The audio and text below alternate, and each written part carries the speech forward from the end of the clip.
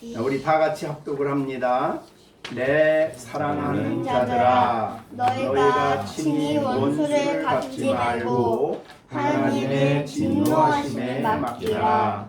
기록되었으되 원수 갚는 것이 내게 있으니 내가 갚으리라고 주께서 말씀하시니라. 내 원수가 줄이거든 먹이고 목마르거든 마시게 하라. 그리함으로 내가 숯불을 그 머리에 쌓아 놓으리라.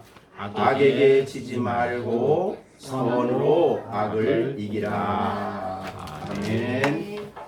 예, 지난번에 말씀드린 17절과 18절과 연관되어서 되어지는 말씀이지만, 사도는 이 권면을 받는 사람들에 대한 부름을 여기서 특별히 내 사랑하는 자들아 라고 표현을 하고 있습니다.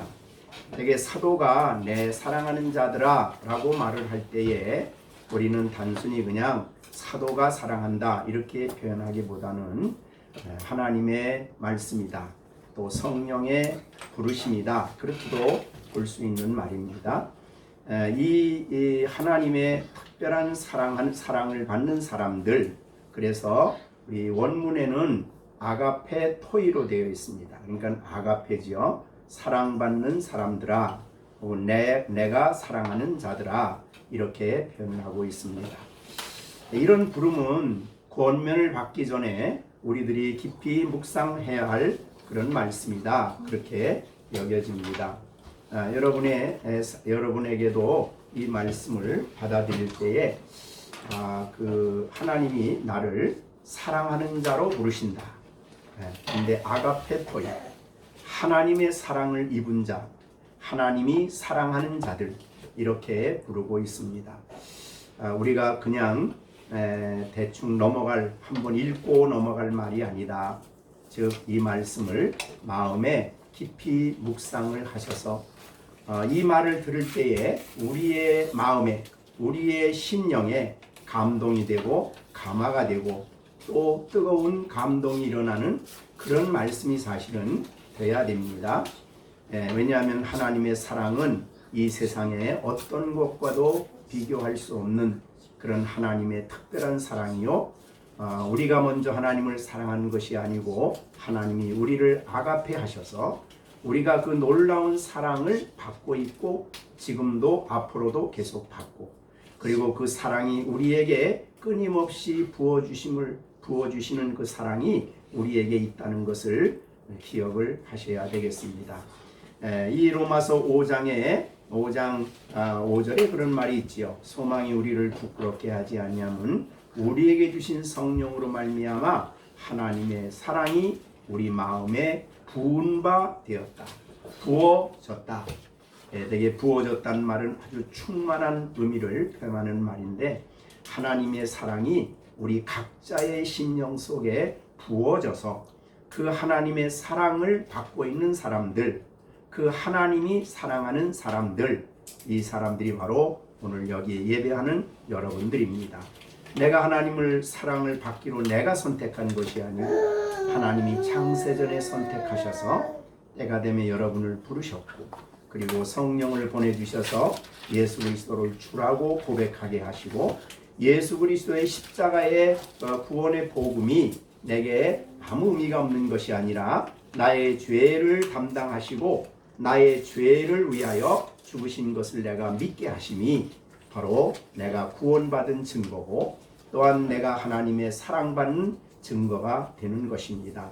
이 놀라운 사랑을 여러분이 날마다 받고 있고, 로마서 8장에 말씀한 대로 이 놀라운 사랑은 이 세상의 환난, 곤고, 핍박, 기근, 또한 적신, 위험, 칼, 어떤 것도 끊을 수 없는 이 사랑, 그리고 예수 그리스도 안에 있는 우리 하나님의 사랑에서 이 세상에 존재하는 어느 누구도 끊을 수 없는 그 사랑을 여러분들이 받고 있습니다. 날마다 받고 있습니다. 그 사랑의 품속에 여러분들이 날마다 거하여 있고, 그 사랑의 날개 품속에 여러분을 품어주고 계신 것입니다. 그 사랑은 변함없이 역사하여 우리를 영원한 영광에 이르도록 끊임없이 우리를 위해서 사랑의 마음만 갖는 게 아니라 우리를 위해서 놀라운 일을 하십니다. 그 사랑이 우리를 위해서 끊임없이 일하기 때문에 우리는 영원한 영광을 소망 중에 바라보며 살아갈 수 있는 그런 사람이 된 것이다. 그렇게 볼 수 있습니다. 자, 이렇게 볼 때 우리는 하나님 앞에 특별한 사람입니다. 아주 특별한 사람이죠. 한 사람 한 사람이 하나님이 특별히 부르시고 여러분을 구원하신 그 특별한 사람인 여러분들을 향해서 오늘 하나님이 바울을 통해 말씀하십니다. 너희가 친히 원수를 갚지 말라. 말고 그랬는데 사실은 원어의 뜻은 말라라는 말입니다. 너희가 친히 원수를 갚지 말라. 이렇게 말했습니다.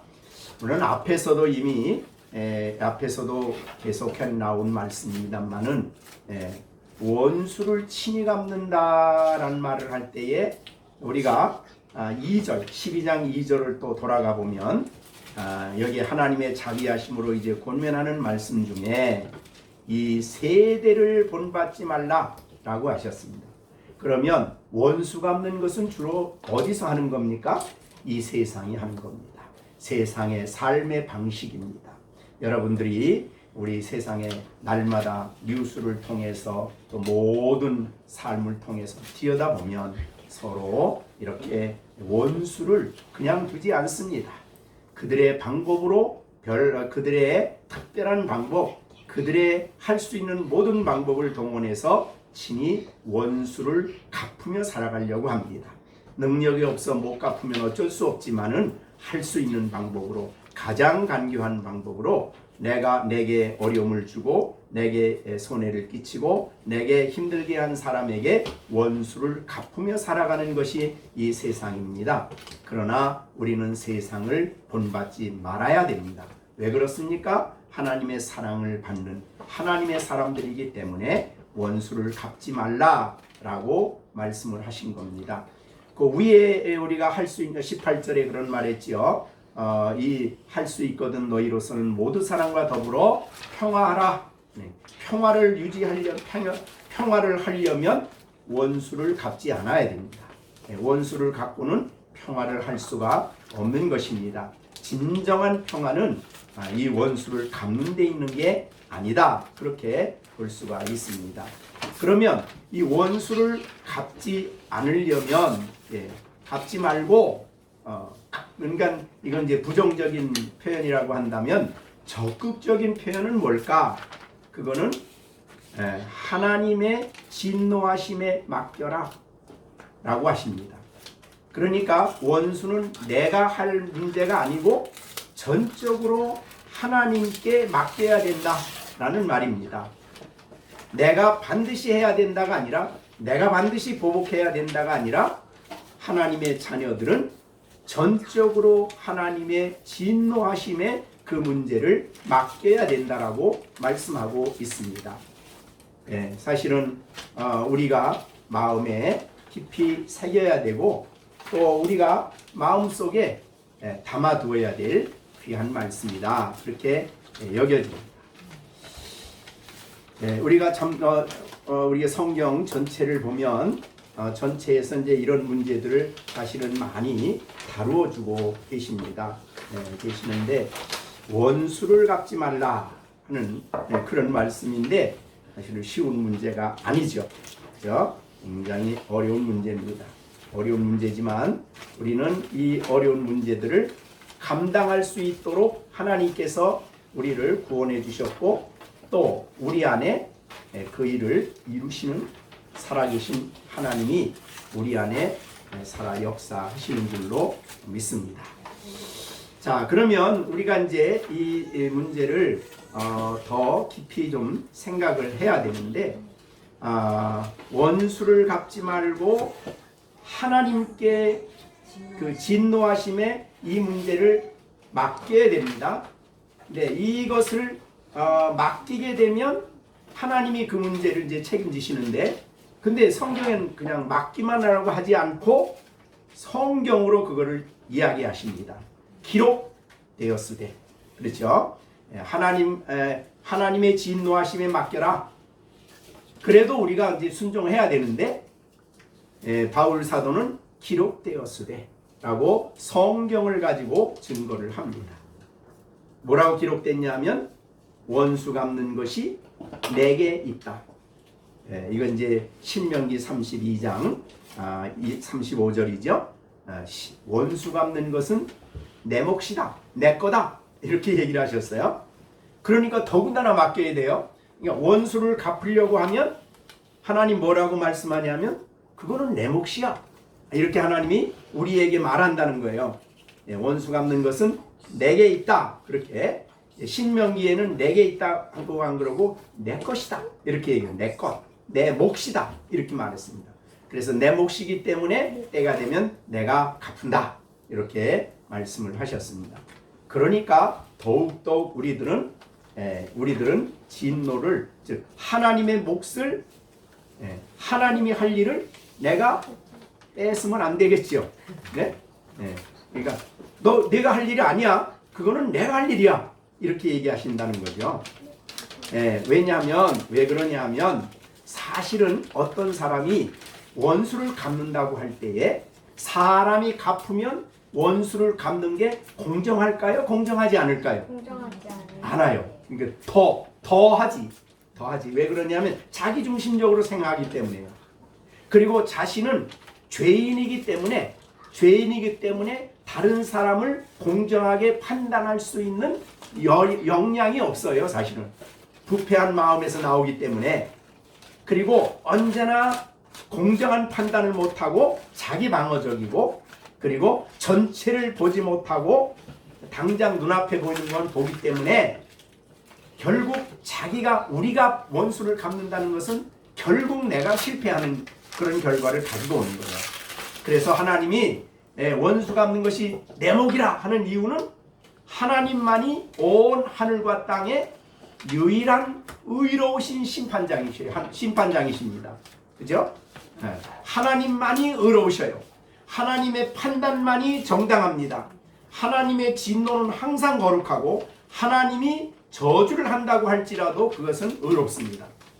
그러니까 하나님은 균형을 잃지 않아요. 우리는 대개 어떤 문제를 내가 하려고 하면 항상 감정이 폭발하거나 정적으로 내 마음을 컨트롤하지 못하고 다스리지 못하고 거기에 빠져버려서 지나친다 이거죠.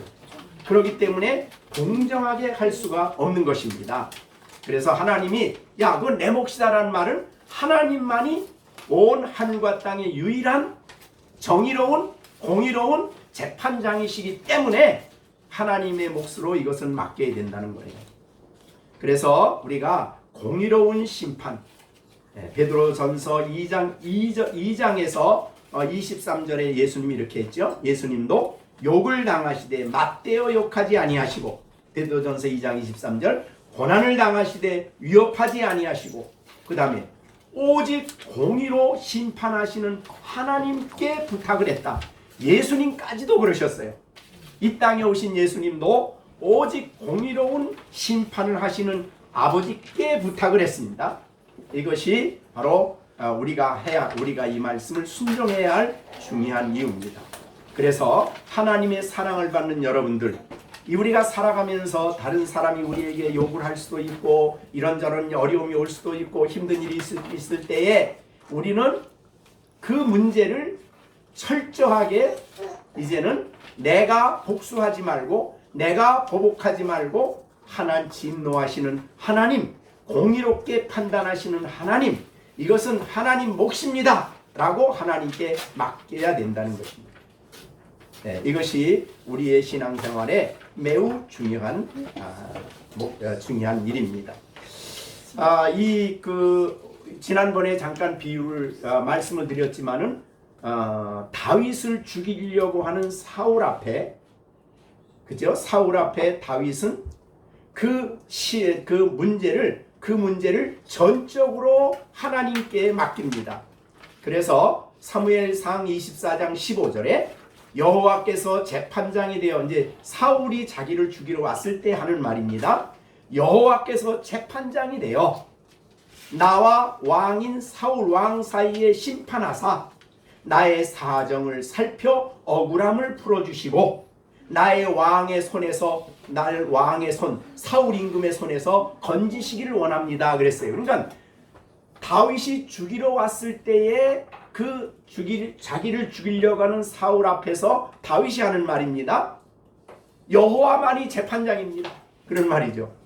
나와 왕 사이에 하나님이 판단하셔서 내 억울함을 풀어주시고 왕의 손에서 나를 건져주시기를 원하나이다. 그러니까 다윗도 철저하게 어려움이 있을 때 사울이 자기를 죽이려고 할 때에 자기가 보복할 수 있는 기회가 왔음에도 불구하고 이거는 하나님이 심판하실 문제입니다. 하나님이 재판장입니다. 이렇게 얘기를 한 거예요. 자, 그것이 하나님의 사랑을 입은 하나님을 믿고 사랑하는 성도의 모습이다. 그렇게 볼 수가 있습니다. 그러니까 우리가 다른 사람과 평화를 이루는 데 있어서나 우리가 다른 사람과 관계를 이루는 데 있어서 이 문제는 끝까지 우리가 붙잡아야 할 문제다. 그렇게 볼 수가 있습니다. 또 다윗이 시므이를 자기 아들인 압살롬의 반역 때문에 도망을 갈 때에 시므이라는 사람이 와가지고 막 저주를 합니다. 다윗을. 그죠? 막 저주를 할 때에 다윗의 신하가 옆에 아주 대단한 장군들이 있거든요. 명령만 내리시면 가서 싹 죽이겠습니다. 그랬을 때 다윗이 너 안 된다. 그거는 안 된다. 하나님이 이 시므이가 나를 저주하는 소리를 들으시고 혹시 판단하셔서 나에게 선을 베푸시기를 원합니다. 하나님께 맡겼어요. 여러분도 혹시 억울한 일이 있을 때, 혹시 억울한 일을 당할 때 여러분들은 하나님 앞에 그렇게 기도하시고 그 어려움을 극복하셔야 돼요. 하나님이 재판장이십니다. 하나님만이 공의로운 판단하십니다. 이 어려운 환경 속에서 나를 건져주십시오. 이렇게 하나님께 맡기고 부탁하는 그런 믿음의 자세가 필요한 것이다. 그런 말씀이 되겠습니다. 하나님은 공의로우십니다.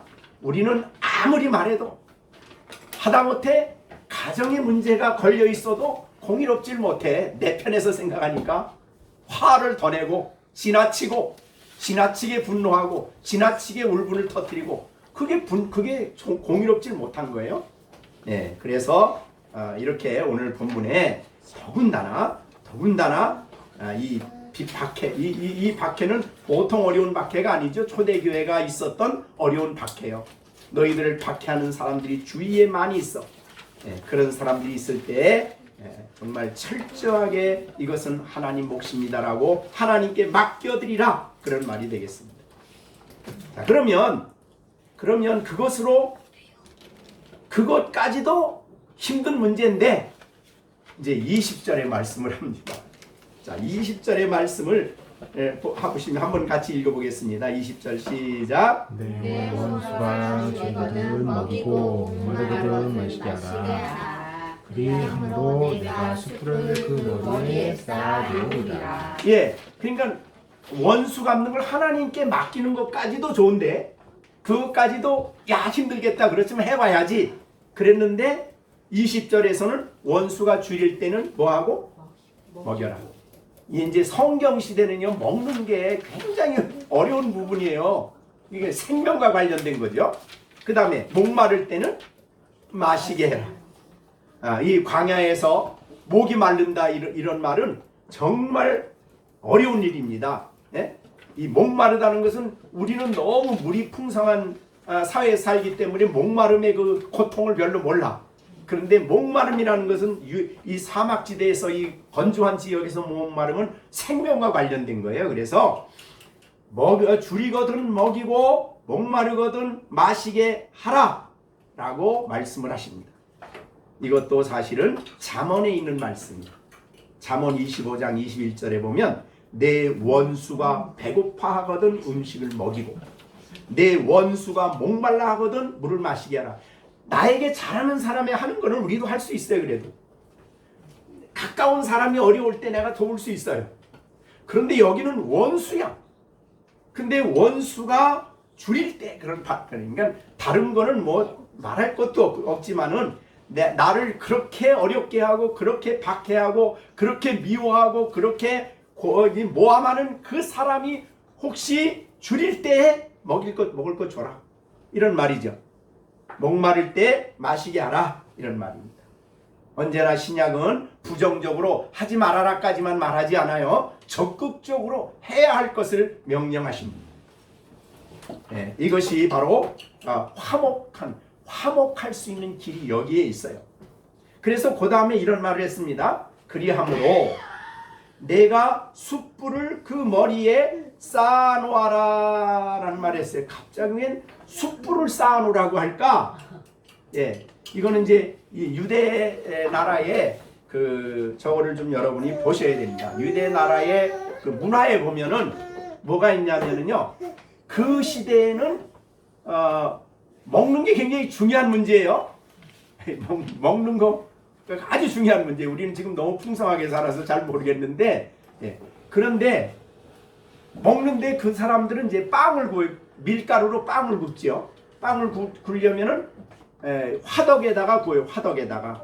예, 집에 있으면 집에 화덕이 있고 화덕으로 이렇게 만든 데다가 거기다 빵을 구워서 이제 식구들을 주는 거예요. 그럼 화덕에 빵을 굴려면 그 속에 이 말 들을 때 그럼 사다 먹으면 되죠. 그러면 안 돼요. 그 당시는 사다 먹을 데도 없어. 집에서 이제 화덕에다가 숯불을 넣어 가지고 구워서 식구들에게 이제 음식을 먹이는 거예요. 그렇기 때문에 이거는 누가 하냐면 밖에 나가서 양을 치는 거는 남자들이 하는 일이고 집안에서 이 음식 문제를 책임지는 것은 그 당시에 여자들이 하는 일이에요. 그런데 이 여자가 하는 일인데 제일 중요한 것이 뭐냐면 이 숯불을 끄지 않아야 돼요. 그럼 뭐 가스레인지도 하지요. 그러면 안 돼요. 그 당시는 가스레인지도 없고 무슨 뭐도 없어요. 완전히 숯불로만 음식을 만들게 돼 있어요. 그러니까 이 한 가정에서 여자가 제일 신경 써야 될 것은 불이 꺼지지 않게 보호하는 일이에요. 숯불 지키는 일이죠. 이거 꺼졌다 그러면 그건 완전히 가정에 불성실한 여자가 되는 거예요. 자, 그래서 그랬을 때 이제 그러다 이제 불이 꺼졌어요. 불이 꺼졌어. 큰일 났잖아요. 식구들이 오기 전에 불을 해결해야 돼. 그래서 유대인들의 이 당시는 불을 가지고 움직이는 불로는 흙으로 만든 이 항아리가 있어요. 불을 옮기는. 그러면 이제 그 항아리를 들고 머리에 이는 거거든요. 물도 머리에 이고 불을 항아리도 머리에 이고서 이제 가야지요. 가는데 보니까 저 집에 불이 있어. 근데 불이 있는데 보니까 내가 저 집에다가 엄청나게 욕도 하고 비난도 하고 막 나쁜 짓도 하고 뭐 별짓 다 했어. 그런데도 이 여자는 가야 돼. 왜? 불이 꺼지면은 집에서 식구들이 와가지고 굶으니까. 그리고 또 이게 여자의 역할이 여자에게 굉장히 중요한 흙이 된단 말이죠. 그래서 이제 이걸 이고 갔어요. 그 집에 가서 이제 얼굴이 뜨뜻하지만 불 좀 주세요 라고 했어요. 그랬더니 야, 무슨 낯짝으로 왔어? 왜 여기 왔어? 이렇게 얘기를 안 한 거예요. 그 사람이. 성경에 뭐라 그래요? 뭐라고? 불을 머리에다가 쌓아두라. 그러니까 불을 조금 주지 말고 아주 흡족하게 주라는 거예요. 그래서 이제 원수를 진 사람이 와가지고 그렇게 이제 불을 달라고, 화덕에 불을 달라고 할 때 이분이 가지고 있는 사람이 저 사람이 나에게 나쁜 짓 했지만 그냥 자기 집에 있는 불을 아주 흡족하게 많이 화덕에다가 줬어요. 그거를 이제 고맙게 받아가지고 그것을 가지고 오면서 불이 뜨거운 불이 있어요. 오면서 양심에 불이 붙는 거예요. 양심이 야, 내가 오늘날까지 이분에게 이렇게 나쁜 짓 했네, 이렇게 못된 짓 했네, 이거 내가 정말 못된 사람이야. 그러면서 자기를 돌아보게 된다네, 그 시간에. 그리고 자기를 돌아보면 어떻게 될까요? 그 사람이 이제 뉘우치게 되는 거죠. 그래서 양심의 큰 가책을 느끼고 이제 말하자면 회개하는 거죠. 그래서 우리 말에는, 여기 말에는 숯불을 그 머리에 쌓아 놓으라 그랬는데, 탈금에 보면 그 밑에 뭐라고 썼냐면, 요 다음에 뭐라고 썼냐면, 여호와께서 그 사람을 내게 줄 거다, 이렇게 됐어요. 숯불을 쌓아두면 그 사람, 숯불을 준 사람을 하나님이 내게 맡긴다, 내게 준다. 그러니까 그게 무슨 뜻이에요? 이 화해하게 된다는 거지, 그 사람하고. 그래서 숯불을 쌓아둔다는 의미가 유대인의 입장에서는 화해, 용서, 사랑의 회복, 화목, 이런 뜻이 있어요. 자, 그래서 그런 의미로 내가 숯불을 그 머리에 쌓아두라. 그래서 그가 정말 필요한 것이 있을 때, 뭐 잘됐다, 너 이제 잘됐다 그러고 안 주는 게 아니라 그의 필요한 것을 주라는 것입니다. 자, 이제 열왕기하 6장에 보면 이런 말이 있어요. 아람 나라가 이제 이스라엘하고 전쟁을 자주 했는데, 열왕기하 6장이요. 전쟁을 자주 하는데, 전쟁을 하러 갈라 그러면 전쟁하러 가는 그 아주 중요한 요소에 이미 이스라엘 군대가 와서 딱 대기하고 있는 거야. 그러니까 전쟁을 하면은 이길 수가 없어. 근데 이 아람 나라 왕이 가만히 생각하기는, 야, 우리나라에 이 간첩이 있다. 그래서 우리가 그 가려고 하는 모든 정보를 미리 빼준다. 그래서 이스라엘 왕이 와서 그 몫에 딱 이렇게 대치하고 있다가 우리가 실패한다. 누가 간첩이야? 우리 간첩 잡아내! 막 그랬던 거예요. 그러니까 그 신하 중에 하나가 하는 말이, 왕이요, 우리에게 간첩이 있는 게 아니라 이스라엘 나라는 선지자가 있는데, 엘리사라는 선지자가 있습니다. 그런데 당신이 침상에 앉아서 가만히 생각만 해도 벌써 엘리사는 다 압니다. 그래서 왕한테 가서 보고를 하니까 그 왕이 군대를 데리고 와서 다 막는다는 거예요, 몫을. 그래? 그럼 가서 그놈 잡아야지. 그러고서 이제 이 군대를 동원해 가지고 엘리사가 있는 도단성에 갔다가 보냈어요, 군대들, 아람 군대를. 그런데 이제 아침에 일어나니까 뭐 군인이 꽉 도단성을 둘러쌌어요. 그랬더니 우리가 여러분이 아는 그 엘리사의 그 사환이, 게하시가 큰일 났다고, 우리 이제 죽었다고. 그랬더니 엘리사가 하는 말이, 야, 왜 죽냐? 우리 하나님이 저 사람보다 훨씬 크다, 훨씬 많다, 이렇게 얘기를 한 거예요.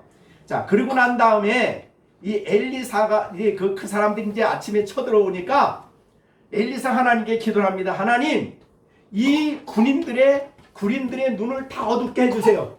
그렇게 기도를 했어요, 엘리사가. 그랬더니 다 장님이 돼버렸어요. 그래가지고 이제 엘리사가 그 사람들, 야, 너 이제 나 따라와. 그리고 이제 그 사람들을 끌고 어디로 갔냐면 사마리아, 이스라엘 왕이 있는 사마리아로 갔어요. 사마리아로 가서 이제 그 사람 다 대놓고 사마리아 성에 가서 딱 눈을 뜨게 했어요. 다. 와 보니까 세상에 적진의 수도에 와 있는 거예요, 지금 자기들이. 그래가지고 그렇게 되니까 이제 포로가 된 거죠. 그랬더니 이스라엘 왕이, 여호람이라는 왕이 있다가 엘리사에게 이렇게 얘기합니다. 이제 열왕기하 6장 21절이에요. 내 아버지여, 내가 치리까? 이 못된 놈들, 이 원수, 우리를 공격하는 이 사람들 다 죽일까요? 그랬더니 22절에 엘리사가 이렇게 말합니다. 치지 마시오. 뭐 칼과 활로 잡은 것도 아닌데 왜 칩니까? 하면서 뭐라 그랬냐면, 떡과 물을 그들 앞에 두어 먹고 마시게 하고 그들을 주인에게 돌려 보내십시오. 그러니까 원수인데 끊임없이 전쟁을 하니까, 원수인데 그냥 할 수 있는 그것을 다 준비해서 배부르게 먹이고 아주 마시고 그냥 그리고 난 다음에 이 사람들을 주인에게 돌려보내세요. 그랬거든요. 자, 그래서 원수를 갚는 게 아니라 군인들이 왔다가 지금 배가 고파 죽겠는데 목말라 죽겠는데 먹이고 마시고 배부르게 잔뜩 마시고 잘 주인에게 돌려보내십시오. 그런데 성경에 열왕기하 6장 23절에 이렇게 돼 있어요. 왕을 위하여 왕이 이스라엘 이제 아람 군대를 위해서 음식을 많이 베풀었어요. 그리고 그들이 먹고 마시게 아주 그냥 큰 대접을 했어. 그리고 그 주인에게로 돌아갔는데 그 다음에 뭐라 그러냐면 이로부터 아람 군대의 부대가 다시는 이스라엘 땅에 못 들어왔다. 뭐가 이루어졌다는 거예요? 화목이 이루어진 거예요. 그러니까 여기서 이 사람들은 몽땅 죽였다 그러면 아람 나라가 어떻게 되겠어요? 다시 뭐 군대를 일으켜서 왔을 텐데. 네, 그러니까 이게 바로 그런 뜻이거든요. 원수가 줄이거든 먹이고 목마르거든 마시라.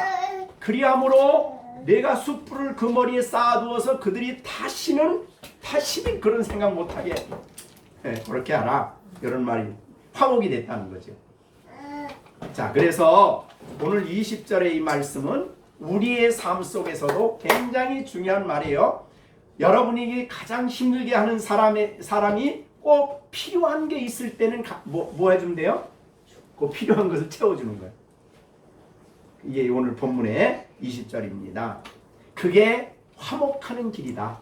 그래서 여기에 18절 할 수 있거든 너희로서는 모든 사람과 더불어 화목해라. 모든 사람은 어떤 사람이 아니에요. 모든 사람이에요. 어려움 준 사람이든 힘들게 한 사람이든 누구에게든 그렇게 하라.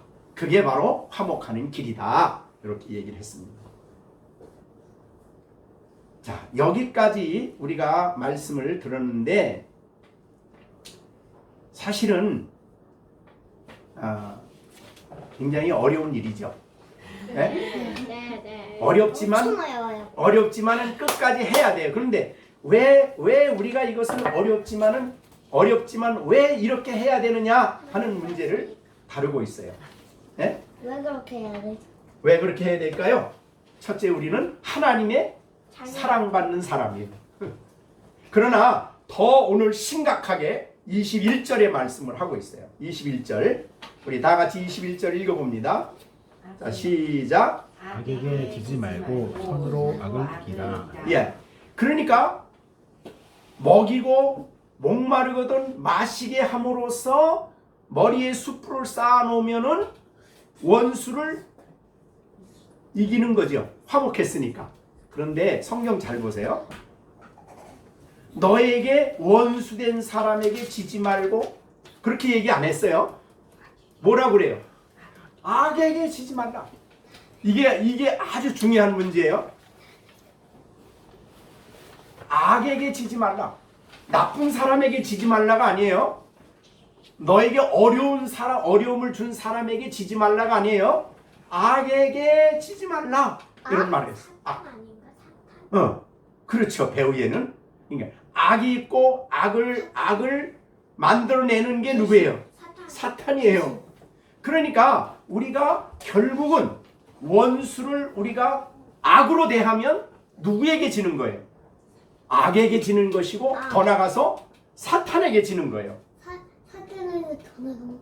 네, 그러니까 신앙인들은 이 영적 문제를 봐야 돼요. 단순히 그냥 내가 이 영적으로 상황을 이해할 수 있어야 돼요. 나쁜 사람만 보면 안 돼요. 나쁜 사람의 마음에 악을 만들어내고 조장하는 그 배후에 악한 세력이 있다는 것을 알아야 돼요. 그게 영적인 시각이에요. 그게 사람이 나쁜 게 아니라 뭐가 나빠요? 사탄이 그 배후에 있고 악이 그를 주장하기 때문에 우리는 악과 전쟁하는 사람들이라 이 말이죠. 자, 우리 에베소서 6장에 보면은 6장에 자, 에베소서 6장은 우리에게 뭐냐면 영적 싸움이 있다는 것을 우리에게 말씀해 주시죠. 네, 우리는 영적 전쟁을 하는 사람들이죠. 6장에 보시면 있습니다. 에베소서 6장에 보면 이 영적 전쟁에서 우리가 이기기 위해서 전신갑주를 입어야 된다. 이제 그런 내용으로 전신갑주에 대한 내용이 있었습니다. 우리가 6장 11절입니다. 마귀의 간교한 계획을 능히 대적하기 위하여 하나님의 전신갑주를 입으라. 우리의 씨름은 혈과 육을 상대하는 것이 아니라, 그러니까 사람을 상대하는 게 아니에요. 사람을 상대하는 게 아니라 뭘 상대해요? 통치자들과 권세자들과 그 어둠의 세상 주관자들과 하늘에 있는 악의 영들이에요. 이게 얼마나 심각합니까? 네? 우리의 전쟁은 우리를 넘어뜨리려고 우리가 악을 행하면, 악으로 대하면, 악한 사람도 악이지만 내가 악을 행하면 나도 문제 아니에요. 나도 악을 행했으니까. 그렇죠? 나는 원수가 아팠으니까 됐어가 아니라 원수를 갚는 것도 악이잖아요. 그런데 그 악을 행하도록 우리에게 넘어지게 하고 간교한 계획으로 우리를 더 분노하게 하고 더 치우치게 하고, 이게 전부 다 악의 영들이 주장하는 일들이에요. 자, 그렇기 때문에 우리는 나에게 악을 행한 사람을 내가 악으로 대하면 우리가 악에게 이기는 사람입니까? 지는 사람입니까? 지는 사람이에요. 그래서 오늘 본문에 악에게 지지 말고 라는 표현을 썼어요. 자, 여기에는 때로는 순교가 올 수도 있고요. 박해 동안에는 또 말할 수 없는 어려움이 올 수도 있습니다. 그러나 이것은 영적인 전쟁이기 때문에 우리는 그 영적 전쟁을 승리해요. 자, 우리가 지난번에 이제 그 토마스 선교사 얘기도 했지만은, 토마스 선교사님이 대동강에서 자기를 칼로 죽이려고 하는 사람을 보면서 잠깐만 얘기하고, 내가 당신한테 선물 줄 게 있어. 그러니까 이 칼로 치려고 하는 사람이 깜짝 놀라가지고, 뭔데? 그러니까 성경을 줬어. 성경 보자기를. 성경 당신 예수 믿고 구원 받아야 돼. 그러고 죽었어요. 그 사람 칼에. 그럼 악이 이긴 거예요? 선이 이긴 거예요? 하나님의 백성 선이 이긴 거예요. 그죠?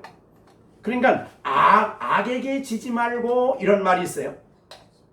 참으로 우리가 중요한 문제를 다루고 있는 거예요. 분내고 성내고 혈기를 낸다면 그것은 우리가 악에게 지는 것이 돼요. 그래서 야고보 1장 19절에도 무슨 말했죠? 내 사랑하는 형제들아, 너희가 알거니와 사람이 듣기는 속히 하고, 말씀을 잘 들으란 말이에요. 말하기는 더디하며 성내기도 더디하라. 사람이 성내는 것이 하나님의 의를 이룰 수가 없다. 이렇게 됐죠. 그러니까 우리 마음에 다른 사람의 악에 대해서 내가 대처한다고 악을 내가 만들어서 내가 악에게 지면은 안 된다는 거죠. 자, 그래서 잠언 16장 32절에 그런 말 했어요. 노하기를 더디하는 자는 용사보다 낫다. 그 다음에 자기 마음을 다스리는 자는 큰 성을 빼앗는 자보다 낫다. 그러니까 우리 마음을 다스리는 게 엄청 어렵죠. 전쟁을 해가지고 큰 성을 뺏었어. 그거보다 더 나은 거는 자기 마음을 다스릴 줄 아는 사람. 마음에 분노가 일어나는데 분 안 내는 거예요. 네? 막 한 방 그냥 치고 싶은데 이거 다스리는 거 내 몸 나 안 하는 거예요. 욕하고 싶은데 나 그거 안 하는 거야. 그게 바로 여기에 마음을 다스리는 거거든요. 근데 노하기를 더디하는 사람은 세상을 정복하는 용사보다 낫다. 여러분, 알렉산더가 세상을 정복하고 큰 나라를 이루었지만 30살 조금 돼서 30몇 살에 죽었어요. 왜 죽었냐? 죽은 그 사람이 죽은 이유가 동맥류가 터졌대. 동맥이. 왜 그랬을까요? 화가 나. 동맥이 터졌어. 그러니까 자기를 절제 못한 거지요. 그러니까 세상은 정복하지만 자기를 정복 못하는 거예요. 그러니까 이 세상에 많은 사람들이 다른 사람을 정복한 위대한 장군도 자기를 정복하지 못한 사람은 불행한 사람이에요. 그러니까 우리가 하나님의 은혜로 우리 마음을 통제하고 우리 마음을 다스릴 수 있다는 게 엄청 큰 은혜예요. 자, 그래서 우리는 이 문제 때문에 우리가 원수를 갚으면 안 돼요. 네? 악에게 지지 말아야 된다. 근데 악이 다른 사람만 악하냐? 내가 같이 악을 하면 나도 악이야. 악에게 우리가 쓰이는 거예요. 근데 우리는 악을 이겨야 됩니다. 승리하도록 하나님이 우리를 부르신 거거든요. 악에게 질 사람이 아니라 악을 이길 사람으로 하나님이 우리를 그리스도 안에 있게 하셨고 하나님의 우리에게 은혜를 주신 거예요. 자, 그런데 이제 적극적인 교훈으로 나갑니다. 악에게 지지 말고까지만이 아니고 악을 이겨야 되는데 뭘로 이겨요? 선으로 이겨라 그래서 선으로. 악을 이기는 방법은 선이에요. 하나님이 주시는. 그럼 이 선에 대해서 우리가 어디에서 주셨냐면요, 2절에서 말씀하셨어요. 우리가 다시 이제 2절 12장 2절로 들어가 봅니다. 2절 같이 한번 읽겠습니다. 너희는 이 세대를 본받지 말고, 이거는 악을 따라간 세대를 본받는 거예요. 오직 마음을 새롭게 함으로 변화를 받아 하나님의 선하시고 기뻐하시고 온전하신 뜻이 무엇인지를 분별하라. 그러니까 여기에 선은 뭐냐면 뜻이에요. 하나님의 뜻으로 이겨라. 하나님 말씀으로 이겨라. 그런 말이죠. 자, 여러분, 예수님을 마귀가 시험했죠. 마귀는 예수님도 넘어뜨리려고 와서 시험을 했어요. 근데 그 악한 사탄과의 시험에서 예수님은 아주 중요한 승리의 방법을 하나 주셨죠. 그게 뭐예요? 기록되었으되. 이게 3번 다 기록되었으되. 마귀가 시험하기를 내가 하나님의 아들이거든 명하여 이 돌이 떡덩이가 되게 하라. 그 예수님이 그냥 말만 해도 돼. 예수님은. 그런데 우리를 위해서 의도적으로 기록되었으되 사람이 떡으로만 살 것이 아니요 여호와의 입으로 나오는 모든 말씀으로 살 것이니라. 그러니까 하나님은 우리를 위해서 지금 성령의 검을 쓴 거예요. 그래서 에베소서 6장에 보면 말씀은 성령의 검이 뭐라 그랬죠? 하나님의 말씀이에요. 그러니까 우리의 무기 중에 원수 마귀를 쳐서 이기고 악을 쳐서 이기는 길은 바로 하나님의 말씀, 성령의 검입니다. 그래서 에베소 6장 17절에 구원의 투구와 성령의 곧 하나님의 말씀을 가지라. 그래서 여기에 우리가 이제 오늘 본문에서도 그 말씀을 가지고 얘기를 하는 거예요. 자, 이제 19절에 내 사랑하는 자들아 너희가 친히 원수를 갚지 말고 하나님의 진노하심에 맡겨라. 왜 그렇게 우리가 해야 됩니까? 기록되었습니다. 원수 갚는 것은 하나님 몫이라고 했는데 왜 네가 그걸 하냐? 이렇게 된 거죠. 그러니까 하나님의 말씀의 검을 가지고 우리가 나를 이겨야 돼요. 내 안에 악을 이겨야 돼요. 자, 그래서 선으로 악을 이기는 방법은 선밖에 없어요. 다른 말로 선을 보여주시는 하나님 말씀밖에 없다는 거죠. 그러니까 우리 마음에 막 악이 일어날 때에 항상 기록되었으되를 생각하셔야 돼요. 내가 어떻게 해야 될 것인가를 항상 생각하고 행동하는 우리가 돼야 된다. 그 말입니다. 더 나가서 이제 우리가 이 에베소서에는 로마서 지금 우리가 하는 데는 더 나가서 우리가 도대체 누구냐? 다시 한번 정리하면 내가 도대체 누구냐? 내가 누굽니까? 하나님의 사랑받는 사람. 그걸 더 앞에서 더 나간다면 하나님의 자녀들이. 더 앞으로 나간다면 우리는 죄인이었지만 하나님이 우리를 죄를 깨닫게 하기 위해서 성령을 보내주시고 우리가 죄를 깨닫고 회개하고 예수님을 믿게 되었고 그 다음에 용서를 받게 되었고 의롭다함을 얻게 되었고 자녀가 되었고 하나님의 영광을 바라보며 사는 사람으로 되었어요. 우리가 그런 사람이에요. 그러니까 예수님을 따라가야 할 사람이에요. 우리는 그런 사람이기 때문에 우리는 친히 원수를 갚으면 안 되는 사람들이죠. 그거를 하나님께 맡겨야 돼. 그래서 초대교회가 그렇게 어려움 속에 있어서 순교도 많이 당하고 어려움도 많이 있었어요. 그러나 결국은 하나님이 승리하셨어요. 그래서 결국은 로마 제국이 나중에는 기독교를 인정하지 않으면 황제가 로마 제국을 통제할 수가 없었어요. 그래서 기독교를 공인하게 됩니다.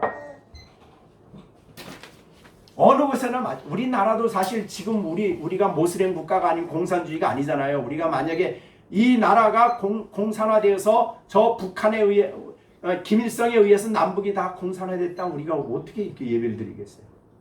안 되는 거잖아요.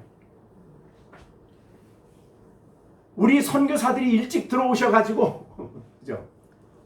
모슬렘이 일찍 안 들어오고 선교사가 들어오셔가지고 순교도 하고 막 일제 36년 동안 막 어려움도 당하고 목회자들이 순교도 하고 그렇게 해서 지금 우리가 이렇게 자유롭게 예배할 수 있는 이런 때를 주셨지만 뭐 언제까지 될지는 모르지만 그래도 그들의 그 엄청난 순교와 희생은 그들이 어떻게 해서 막 기독교가 정치단체가 돼가지고 막 모슬렘 같이 막 칼 가지고 정부하고 싸웠어요? 그거 안 했어요. 교회는 뭐 하는 거예요? 교회는 기도하고 선으로 악을 이기는 게 바로 교회 성도들이죠. 그러므로 악을 이기는 방법은 악이 아닙니다. 악을 이기는 방법은 선입니다. 선은 바로 선하시고 기뻐하시고 온전한 하나님의 뜻이고 하나님의 선하신 말씀이야. 그래서 우리가 말씀을 굳게 붙잡고 나갈 때 악을 이길 수가 있는 것이다. 그런 말이 되겠습니다. 자, 이길 때까지 싸워야 되는 거죠. 그죠? 네. 얼마나 걸릴까요? 모르죠. 끝까지 그래서 인내하면서 끝까지 가야 됩니다. 네. 그것이 바로 신앙인들의 가는 길이다. 그렇게 볼 수 있습니다. 여러분, 사실은 그게 보통 어려운 일이 아니죠. 그죠? 우리나라의 사랑의 원재탄을 쓴 손양원 목사님, 자기 아들 둘이 자기가 보는 앞에서 공산주의자가 고발을 해가지고 총에 맞아 죽었어요. 아들이 둘이. 그 다음 목사 된다고 했던 사람들인데 다 죽었어요. 그 공산주의가 이제 나중에 패해가지고 도망가고 국군이 들어왔어요. 그 공산주의자를 잡아가지고 이제 책임을 물을 거 아니에요. 그래서 자기 두 아들을 죽인 그 사람도 이제 판결을 받아서 죽게 됐어요. 그랬을 때 이 손양원 목사님이 찾아가죠. 용서해달라. 무슨 말이냐? 공산주의자인데 아니 용서해달라. 끝까지 용서해달라고 해가지고 그 아들을 그 사람 나중에 양자로 삼겠다고 했어요. 양자? 아들로 삼겠다. 양자가 뭐예요? 그러니까 내 아들로 만드는 거죠. 본래는 아들이 아니었는데 아들로 받아들이는 거예요. 양자. 자, 우리가 본래 하나님 자녀였어요? 아니었어요? 아니었죠? 근데 하나님 자녀가 됐으니까 우리는 뭐가 된 거예요? 양자가 된 거예요. 그래서 자, 이와 같이 이 손양원 목사님께서 자기 아들 둘을 죽인 사람을 자기 아들로 삼았어요. 그래가지고 그 사람을 걔가 감동을 받고 뉘우치고 회개하고 그러니까 아들로까지 삼으니까 머리에 뭘 갖다 놓은 거예요? 숯불을 갖다 놓은 거죠. 그래서 그가 회개하고 신학교 가서 목회자가 됐어요. 그게 이긴 거죠. 그게 승리한 거죠. 그러나 희생은 선을 행하는 엄청난 희생이 그 손양원 목사님에게 있었던 거예요. 그렇기 때문에 세상 가치관을 가지고 그리스도인의 삶을 살아가는 것이 아니에요. 철저하게 하나님의 말씀의 빛 가운데서 우리가 살아가는 것이 바로 그리스도인이다. 이렇게 볼 수가 있습니다. 왜요? 예수님이 그렇게 사셔서 우리들을 살렸어요. 그렇게 우리 죄를 담당하시고 신이 하나님의 진노를 받으시는 그 큰 사랑을 우리에게 주셔서 우리가 감동을 받은 거, 우리가 회개하고 주께로 돌아오게 된 것입니다. 그러므로 이 21절은 아주 위대한 말씀입니다. 이 세상과 교회를 구분하는 위대한 말씀입니다. 악에게 지지 말고 선으로 악을 이기라. 자, 이제 앞에서 말씀한 12장 1절부터 시작해서 3절 말씀부터 13절까지는 교회 안에서의 생활이었어요.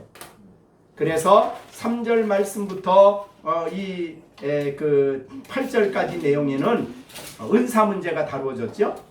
그 다음에 믿는 교회 안에서 성도들이 사랑으로 형제 우애로 소망 중에 성도에 쓸 것을 공급하며 손님 대접할 힘쓰는 이런 이제 교회와 관련한 말씀을 주셨어요. 그 다음에 14절부터 21절은 이 교회에 대해서 박해하는 세상에 대해서 그리스도인들이 어떤 태도로 살아야 될 것인가를 말씀해 주셨어요. 자, 우리는 이 말씀을 마음에 깊이 새기시고 또 이것을 우리가 순종해야 할 말씀으로 받아들여야 되겠습니다. 이제 우리가 이제 이렇게 근본적인 얘기하시고 그 다음에 13장에는 그리스도인이 이 국가 생활을 어떻게 해야 되느냐, 그게 이제 13장 1절부터 7절까지 말씀이에요. 네, 그런 이제 그래서 우리 이제 계속 16장까지는 우리의 삶의 문제를 다루지만은 항상 여러분들이 12장 1절 2절을 원리로 삼아서 뒤에 있는 말씀도 계속 그 빛 가운데서 이해를 하시고 더 나가서 1장부터 11장까지 내용에서 내가 누군가, 나는 어떤 사람인가, 그리고 하나님은 어떤 분이시며 내가 그리스도를 통해 하나님과 어떤 관계를 맺었으며 하나님은 그리스도 안에 있는 나를 어떻게 대하시고 있는가, 이러한 나에 대한 이해가 신앙생활의 아주 중요한 부분입니다. 그러니까 내가 뭘 하느냐가 먼저가 아니에요. 내가 어떤 사람이냐 이걸 아는 게 먼저예요. 그 다음에 하나님이 어떤 분이냐 이걸 아는 게 문제예요. 사실은 성령은 우리에게 예수님이 어떤 분인가를 우리에게 증거해 주시는 분이고 그분 안에서 그분 나의 주인님이 되셨고 나를 구속자가 되신 것을 믿게 해주신 분이 성령님이시거든요. 이런 우리가 이렇게 된 우리를 늘 기억하고 사실은 그 1장부터 11장까지 그 말을 들을 때 우리의 마음이 그냥 그렇구나라고 지식적으로만 받아들이는 말이 아니에요. 그걸 생각할 때마다 우리 마음이 뛰고 감동이 되는 거예요. 그죠? 여러분이 하나님의 자녀가 됐다는 게 얼마나 놀라운 사건이에요. 얼마나 놀라운 일입니까? 영원히 지옥에서 형벌을 받아야 할 우리가 생명을 얻게 됐다는 것이 얼마나 놀라운 일입니까? 이걸 우리가 다시 생각을 하셔야 돼요. 그 SNS에 그게 나왔는데 그 성철 스님이라는 분 아시죠? 어렸을 때 스님이 돼가지고 10년 동안 벽만 쳐다보고 손을 싼 사람이에요. 그죠? 유명한 사람이 성철 스님이요. 근데 마지막 죽기 전에 이제 그 인터뷰한 게 나왔어요. 인터뷰한 게 뭐라고 했냐면요. 나는 지옥을 가야 된다. 그 사람이 그랬어요. 나는 지옥을 가야 된다. 지옥에 대한 생각들이 굉장히 많은 것 같아요. 그런데 왜 지옥에 가야 되느냐? 나는 불자가 지금 한 1,400만 정도 된대요. 우리나라에. 불자들에게 거짓말을 너무 많이 했다. 진리가 아닌 걸 너무 얘기했다는 거예요. 이 죄는 용서를 받을 수가 없대. 자기가. 그래서 지옥에 가야 된다. 그 말을 하고 내 인생은 철저하게 잘못 선택된 내 인생이었다. 이렇게 하고 갔다는 거예요.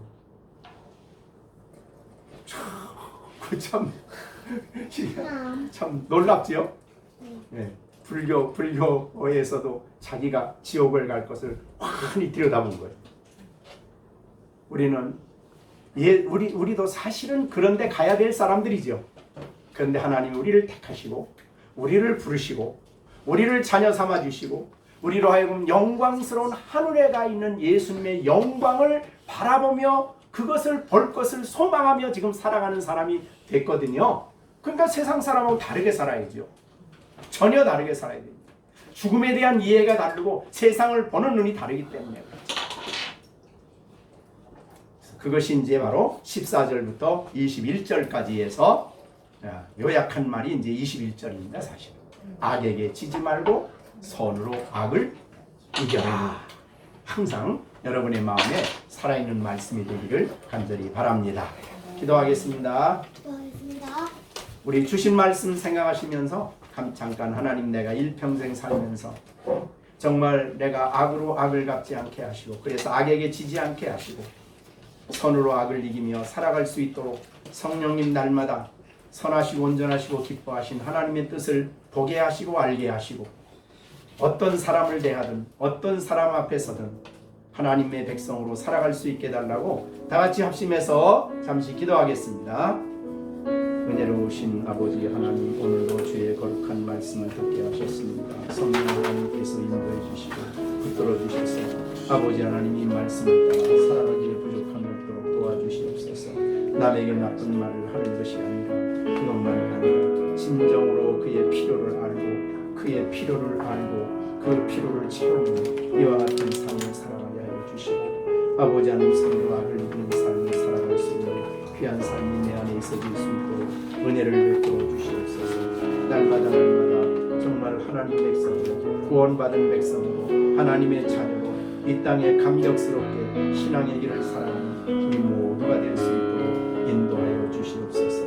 내가 하나님 죄인이었지만 내가 구원받은 이 구원을 늘 기뻐하며 이 놀라운 것을 바라보며 살아갈 수 있는 자신이 될 수 있도록 성령 하나님께서 인도해 주시옵소서.